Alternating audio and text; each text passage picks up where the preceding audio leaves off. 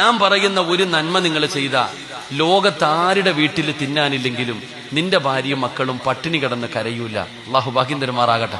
ഒന്ന്, അള്ളാഹു പറയുന്ന സൂറത്ത് ത്വാഹ, ഞാനല്ല ഖുർആനാ പറഞ്ഞേ. സൂറത്ത് ത്വാഹ, പരിശുദ്ധമായ ഖുർആൻ. സൂറത്ത് ത്വാഹ എന്ന അധ്യായം എടുത്തു നോക്ക്, അതിന്റെ അവസാനത്തെ പേജ് എടുത്തു നോക്ക്.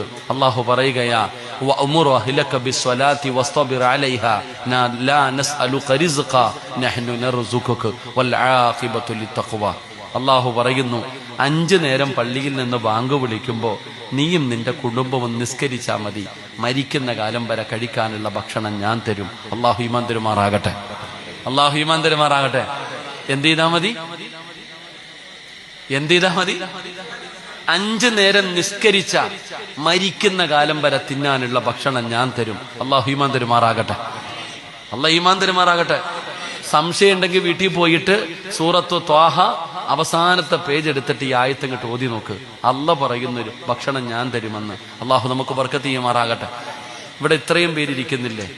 ഇവിടെ നിങ്ങളുടെ നാട്ടിൽ ഏറ്റവും നല്ല ഭക്ഷണം കഴിക്കുന്നത് ആരാ?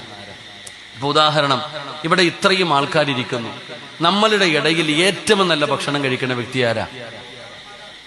ആരവാ? നിങ്ങൾ എന്തും ഉണ്ടായിരിക്കണം. ആരാ? ഉസ്താദന്മാര്. അള്ളാഹു ബർക്കത്ത് ചെയ്യുമാറാകട്ടെ. നിങ്ങൾക്ക് എന്താ അസൂയ തോന്നിയ? ഏറ്റവും നല്ല ഭക്ഷണം